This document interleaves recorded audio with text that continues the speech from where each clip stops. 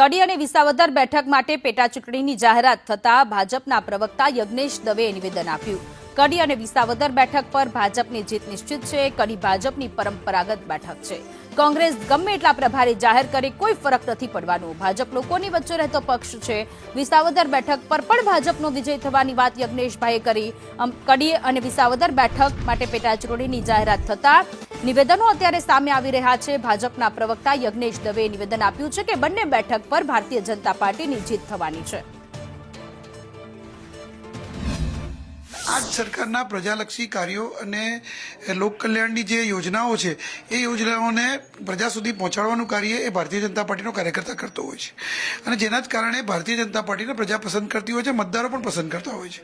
અને આ ભારતીય જનતા પાર્ટીના ક્યારે પણ બીજા પક્ષની જેમ ચૂંટણી આવે એટલે તૈયારી કરવાની, ચૂંટણી આવે એટલે દોડવાનું એવું નથી હોતું, પરંતુ ભારતીય જનતા પાર્ટીનો કાર્યકર્તા એ સતત પ્રજાની વચ્ચે રહેતો કાર્યકર્તા છે અને એના જ કારણે ભારતીય જનતા પાર્ટીને સંપૂર્ણ વિશ્વાસ છે, પક્ષને સંપૂર્ણ વિશ્વાસ છે કે મતદારો બંને વિધાનસભાની અંદર પેટા ચૂંટણીમાં ભારતીય જનતા પાર્ટીના ઉમેદવારને જંગી બહુમતીથી વિજયી બનાવશે।